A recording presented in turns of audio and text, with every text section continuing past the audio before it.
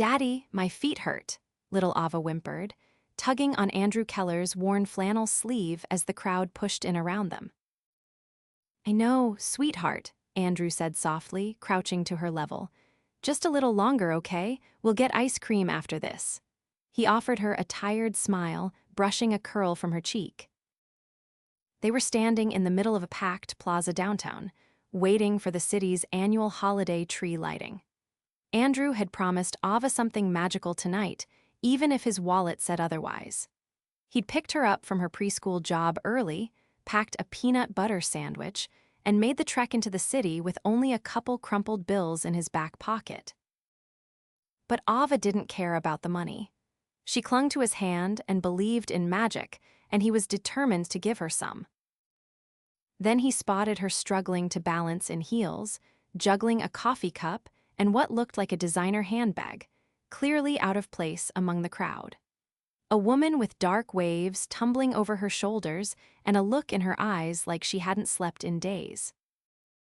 She was standing awkwardly near an elderly couple, clearly uncomfortable. Without thinking, Andrew leaned toward her. "Ma'am," he said, gently tapping her shoulder. "Would you like to sit? My daughter and I don't mind standing." The woman blinked at him, startled.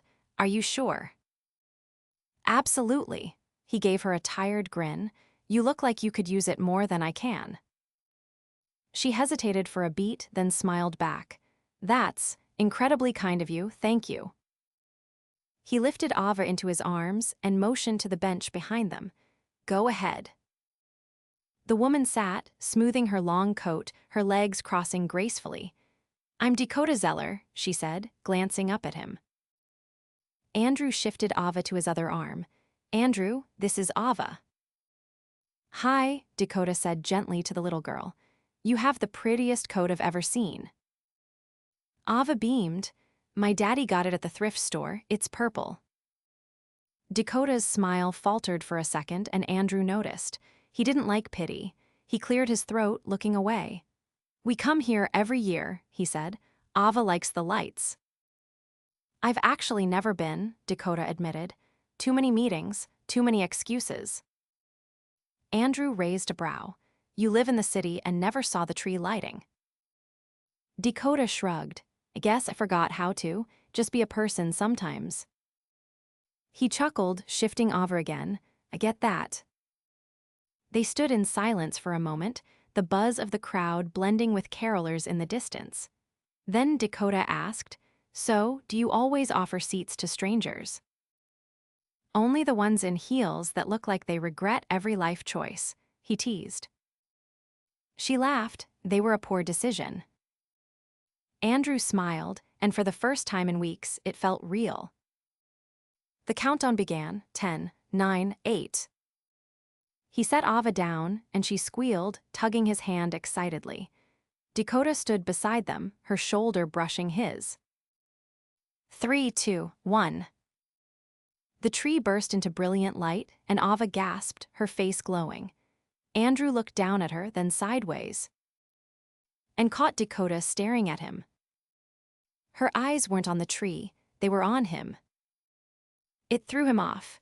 He gave her a small, confused smile, but she didn't look away, not for a long moment. "You're a good dad," she said, her voice quiet under the swell of applause. "I'm trying," he said honestly. Dakota looked like she was about to say something else, but then a man in a dark coat approached her, murmuring something in her ear. Her expression changed instantly, cooler, more guarded. "I have to go," she said quickly, "but thank you again." "Of course." She hesitated again, then scribbled something on a card from her purse.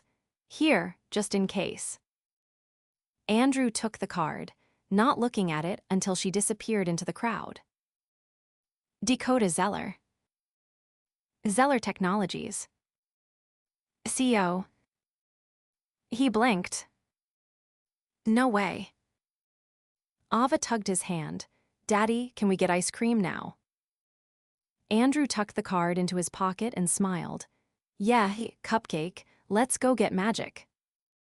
2 days later, he found himself staring at the card again after dropping Ava at preschool and checking the empty fridge. Rent was late. His last freelance gig had dried up. He'd been a graphic designer once, working for agencies, until Ava's mom left when Ava was barely 2 and he'd quit everything to raise her alone. He had no family, no backup, just a dream that kept slipping further away. And yet, he picked up the card. He didn't even know why. Maybe it was the way she looked at him, like she saw more than just a broke guy with a kid. He dialed the number. Zeller Technologies, this is Marcy. Hi, I was given this card by Dakota Zeller. I'm not sure if. One moment, please. A pause. Then, Andrew. Her voice was unmistakable, warm, surprised. Yeah, sorry, I didn't mean to bother you. You're not, I'm glad you called. There was a beat of silence. Then, are you free for coffee tomorrow? He blinked, coffee. I'd like to thank you, properly. He hesitated, I don't know if I can find a sitter. Bring Ava, I'd love to see her again. Andrew swallowed. Okay, he said finally, sure. The next afternoon, he stood in front of a coffee shop that looked like it belonged in a magazine spread. Dakota was already waiting, in a long wool coat and oversized sunglasses, sipping something from a ceramic cup. When she spotted him, she smiled wide. Hey. Ava ran up to her, hi again. Dakota crouched to her level. Hi, Ava, I'm so glad you came. Andrew stood awkwardly nearby. This place is a little fancy for us. Dakota stood, pulling off her glasses. Then it's perfect. She led them inside, and the barista greeted her by name. Of course they did. They sat at a corner table, and Dakota ordered Ava a hot chocolate with whipped cream and sprinkles, without even asking the price. Andrew watched her confused. So you're really the Dakota Zeller? She nodded. I started the company in my dorm room. Now it runs itself most days. He stared. Then why the tree lighting? Why the bench? I needed to remember something, she said softly. Remember what? That life is more than boardrooms and stockholders. That it's people, kids with peanut butter faces, dads who offer their seats. Andrew flushed. I didn't know who you were. That's why it mattered. He met her eyes. And something shifted.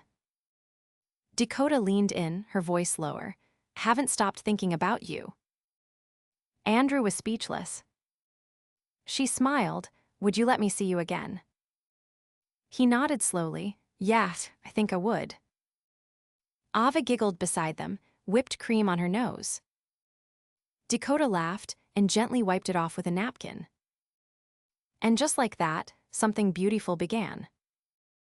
The following Thursday, Dakota stepped off the elevator into the penthouse floor of her office, her heels clicking against the polished marble as her assistant hurried to keep up. There's a florist on line 2. The architect for the San Francisco expansion is waiting on confirmation, and your brother called twice, Marcy listed, tablet in hand. I'll call him back, Dakota said, brushing past into her glass-walled office, and reschedule the architect. Won't sign off until I've seen the final layout in person. Marcy hesitated. You're flying to San Francisco. Tomorrow. Dakota closed the office door behind her, leaned against it, and exhaled. Her phone buzzed with another calendar alert, but she ignored it. She hadn't stopped thinking about Andrew, not in the way she normally thought about people strategically, like assets or liabilities, but in a way that felt disorienting. Human, personal. He didn't ask her for anything. He hadn't even flinched when he realized who she was. He just sat across from her, his daughter sipping hot chocolate beside them, and listened like she was someone worth listening to. And today, he was meeting her again. She glanced at her reflection in the glass. Her lipstick was too sharp. She wiped it off and replaced it with a softer tone. 3 hours later, she was sitting on a bench outside the entrance of the Children's Science Museum. She'd arranged for private passes, quiet hours, no crowds, just the three of them and the exhibits.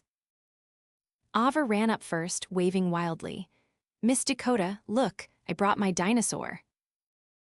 Andrew followed, adjusting the collar of his jacket. He looked more rested today, but his expression still held that quiet caution, like he wasn't sure if this was all a mistake. Dakota crouched. "That's a very impressive dinosaur. What's his name?" "Franklin," Ava said seriously. "He's a stegosaurus." "I'm honored to meet him," Dakota said with a solemn nod. Then her eyes lifted to Andrew. "Thank you for coming." "We've never been here," he said, stepping closer. "Ava's been begging to see the planet's exhibit." "Then we'll see all the planets," Dakota said, rising, "and maybe a few stars, too." They moved through the exhibit slowly, Ava darting from one interactive display to the next. Andrew kept close, always watching her, but Dakota noticed how his eyes would drift toward her when he thought she wasn't looking. In the solar system room, Dakota leaned over a glowing model of Saturn. "I used to love this one when I was a kid," she said. Andrew stood beside her, hands in his pockets. "You came here." "Once," she said. "My father brought me the day after he closed his first acquisition. He said it was to celebrate, but really, I think he was trying to prove something." Andrew glanced at her. "Did he?"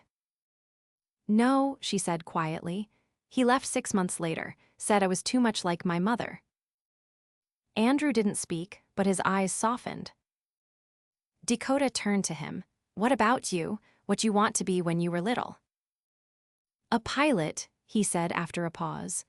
"I used to watch the planes fly over our apartment and think they were magic." "Why didn't you?" "Life happened," he said simply, "and magic's expensive." Dakota tilted her head. "You still believe in it?" "I want Ava to." They stood in silence for a moment before Ava called them over to a glowing tunnel of constellations. Hours passed like minutes. By the time they stepped outside, the sky had dipped into twilight, the streetlights beginning to flicker on. Dakota reached into her coat pocket. "I got something for Ava." Andrew raised an eyebrow. "You didn't have to." "I wanted to." She handed Ava a small box. Inside was a necklace with a tiny silver stegosaurus charm. Ava squealed and threw her arms around Dakota's waist. Andrew watched, his jaw tight. "You didn't need to buy her anything. She doesn't expect that." "I know," Dakota said, meeting his eyes. "It's not about the gift, it's about her knowing she matters." He nodded slowly, but something in his expression closed off. "I should get her home," he said after a beat. Dakota stepped forward. "Andrew." He looked at her. "I'm not trying to impress you," she said. "I just like being around you, both of you." He searched her face, then exhaled. "It's not easy for me to trust people, especially when they have everything." "I don't have everything," she said quietly, "but I'd give anything to keep seeing you." He didn't answer right away. Then, finally, he said, "Come to the community fundraiser this weekend. It's at her preschool. It's nothing fancy, but it matters to her. To me." Dakota smiled. "I'll be there." As he turned to walk away, Ava turned back and waved. "See you soon, Miss Dakota." Dakota waved back, heart thudding. She stayed there until they disappeared around the corner, the city lights blinking on above her. She had no idea what she was doing. But for the first time in years, it felt right. The moment Dakota stepped into the preschool's multipurpose room, she knew she didn't belong not because anyone made her feel that way, but because she'd never been in a space that felt so. Lived in. Construction paper snowflakes dangled from the ceiling with crooked smiles. Folding chairs were arranged around folding tables draped in mismatched plastic cloths, and the smell of baked ziti and boxed brownies hung thick in the air. She was overdressed again, but she didn't care. She scanned the room until she spotted Ava tugging on Andrew's sleeve near the bake sale booth. Ava was wearing a sparkly headband with foam reindeer antlers, bouncing with excitement. Andrew leaned down to answer something she said, his hand resting gently on her back. She looked nothing like him, but the way she beamed up at him made it clear he was her whole world. Dakota made her way over, clutching the basket of donations she'd brought from her company's community outreach division. She hadn't told Andrew about those. She didn't want this to be about money. "Hey," Andrew said when he saw her. He looked surprised, not because she showed up, but because she did so without fanfare. "You weren't kidding," Dakota said, setting the basket down. "This place is adorable." "You're lucky," Andrew said. "You missed the poster raffle." Ava tugged on Dakota's coat. "Miss Dakota, we made ornaments. Do you want to see mine?" "I would love that," Dakota said, letting the little girl pull her toward the crafts table. Andrew followed, arms crossed, expression unreadable. Ava pointed proudly at a lopsided ornament painted in streaks of blue and gold. "That's me and Daddy at the tree. I made it sparkly so we'd never forget." Dakota felt her throat tighten. "It's beautiful," she said. "You're a great artist." Andrew cleared his throat. "She's been talking about that night all week." Dakota looked at him. "So have I." He glanced away. "You didn't have to bring anything, by the way." "I know," she said. "It wasn't about impressing anyone. Just figured someone might need it." Andrew studied her for a moment, then nodded. "You didn't put your name on it." "No need," she said. "This isn't about me." He looked at her, then really looked. Like he was trying to figure out what kind of woman showed up to a preschool fundraiser with designer boots and no ego. They spent the rest of the afternoon wandering between booths, Ava leading the way like a tour guide. Dakota helped her paint a pinecone, and Andrew got roped into judging the cookie contest, which ended with frosting on his shirt and Ava laughing so hard she snorted. After the cleanup, they stepped outside into the cold. Ava had fallen asleep in her father's arms, her reindeer antlers drooping against his chest. Dakota stood beside him on the sidewalk, her breath clouding in the air. "You're good at this," she said. "At what?" Andrew asked quietly. "Being a dad, being present." He adjusted Ava in his arms. "I don't always get it right." "Then you're honest too," she said. "That's rare." They fell silent. The wind picked up, brushing hair into her face. Andrew shifted closer. She turned to him. "Can I ask you something?" "Sure." "Why haven't you asked me if any of this is real?" He frowned. "What do you mean?" "I'm sure people have used you before. Tried to manipulate you for attention, or worse, assumed I'm just looking for a charity project." Andrew's gaze didn't waver. "Because the way you looked at Ava when she showed you her ornament wasn't fake, and the way you talk to me, it's not polished. You're not trying to sell anything." She breathed out, "I'm not." "I know." She hesitated. "So, if I asked you to come to something with me, not a gala, not a benefit, just dinner, could you?" He glanced down at Ava. "I'd need someone to watch her." "I'll cover that," she said quickly. "Not a nanny, just someone from the school, someone she knows. I'll make sure she's safe." Andrew looked at her for a long moment. "Dinner," he said slowly, "not an event." "Just food," she said, "and maybe some actual conversation." He nodded. "Okay." "Tomorrow." He gave a small smile. "Why not?" She took a step back, heart pounding. "I'll send you the address." He lifted Ava a little higher in his arms. "We'll see you then." Dakota turned and walked away before she could overthink it. before she could let herself wonder if this was too fast, too strange, too risky. Because it was all of those things. But it was also something she hadn't felt in years real. And she wasn't about to let that go. Andrew stood in front of the townhouse Dakota had texted him the address to, his blazer borrowed from a neighbor, the sleeves just a hair too long. He checked the time again.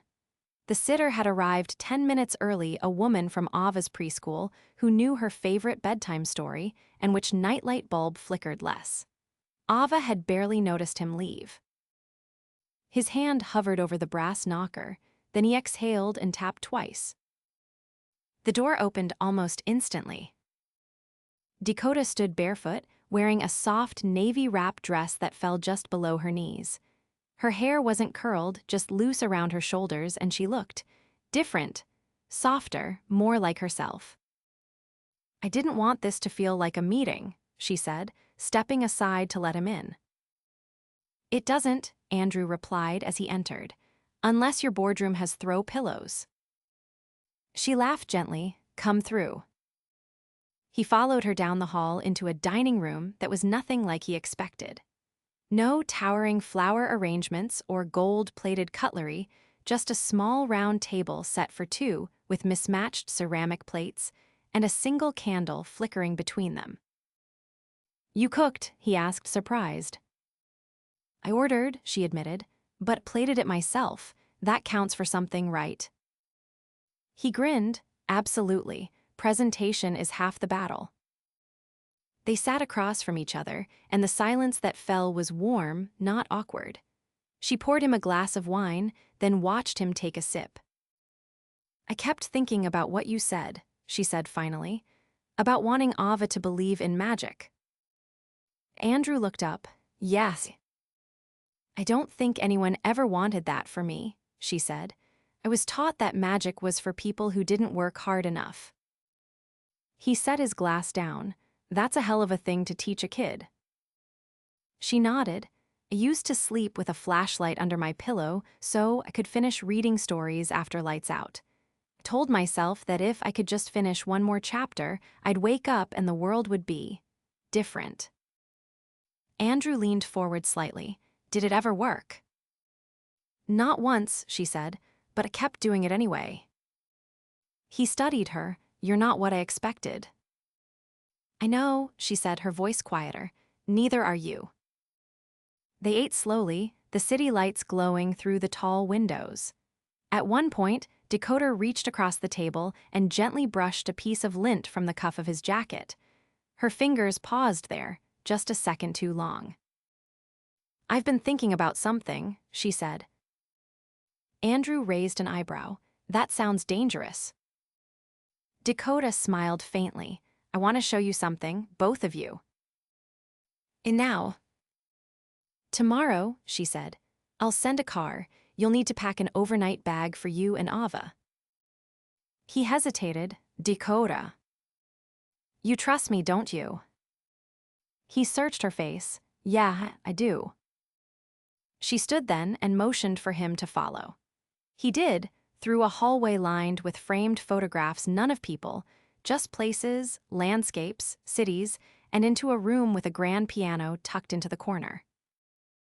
"Do you play?" he asked. She shook her head. "Used to, not well." She sat on the bench and ran her fingers lightly over the keys, then looked up at him. "I don't want this to be temporary," she said. "I don't want to keep pretending I'm someone who doesn't need anyone." Andrew stepped closer. "You don't have to pretend around me." She looked up at him, eyes steady. "I know." He reached down, took her hand. There was no music. Just the sound of the city beyond the window and the hum of something between them that neither one knew quite how to name. The next morning, the car arrived at a modest apartment complex on the south side. Andrew and Ava came down the steps, a small duffel bag between them. The driver opened the door, and Ava clambered in like it was a spaceship, her face pressed to the tinted glass. "What is this?" Andrew asked once they were on the freeway. "You'll see," Dakota said, seated across from him. An hour later, the car pulled up to a gated property tucked away in the hills above the Hudson. The gates opened slowly, revealing a renovated farmhouse with wraparound porches, a garden blooming even in late winter, and a row of tiny lights strung between the trees like stars captured mid-descent. "This was my mother's," Dakota said softly as they stepped out. "She left it to me. Haven't been back since college." Ava ran ahead, squealing as she spotted a tire swing swaying in the breeze. Andrew looked at her. "Why bring us here?" "Because I want you to see the part of me that doesn't fit into boardrooms or press releases. The part I usually keep locked up behind glass." He nodded slowly. "You didn't have to do this to prove anything." "I didn't," she said. "I did it so you'd know I'm not afraid of building something real." They spent the day exploring the grounds. Ava found a treehouse hidden behind the orchard and insisted on claiming it as her own. Dakota helped her plant a tiny row of crocuses in the soil beneath the windows. Andrew walked the perimeter of the land, thinking about roots, about permanence. That night, after Ava curled up in a guest room with Franklin, the dinosaur tucked under one arm, Andrew found Dakota sitting on the back steps, wrapped in a thick cardigan, looking out at the trees. He sat beside her. "You're quiet," she said. "I've never been somewhere that made me feel like could breathe," he replied. "Until now." She turned to him. "I don't know what happens next. I've never done this before, not like this." Andrew reached for her hand. "Then let's figure it out together." She looked at him, eyes shining. "You really mean that?" "I do," he said. "Ava and I, we don't need a mansion or magic. We just need someone who sees us, and I think you do." Dakota didn't answer right away. Instead, she leaned in and kissed him, slow and certain. When they pulled apart, she whispered, "I see you, Andrew. I always did." The stars came out slowly above them.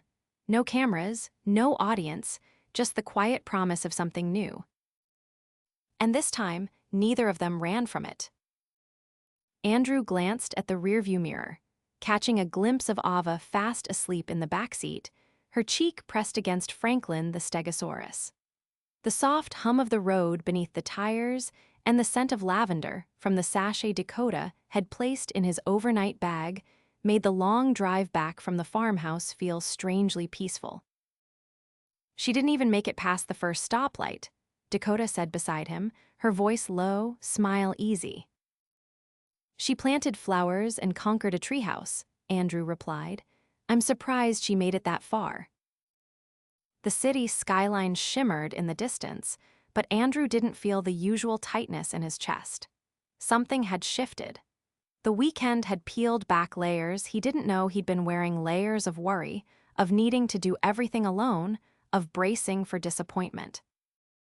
"Are you sure you want to go back to your place?" Dakota asked, her hand resting lightly on the console between them. "I left her favorite bedtime book at home," he said. "If I skip it, I'll be in serious trouble." She laughed quietly. "Fair enough." They pulled into the apartment lot just past 9. Andrew scooped Ava into his arms without waking her, and Dakota followed him up the narrow stairs. The apartment was tidy, lived in, filled with signs of a life built on effort. Dakota looked around, taking it all in without judgment. "She always leaves her shoes in the hallway," Andrew said, nodding to the tiny sparkly sneakers by the door. "I've tripped over them more times than I can count." Dakota leaned against the wall and watched as he tucked Ava into bed, brushing a curl off her forehead before turning off the lamp.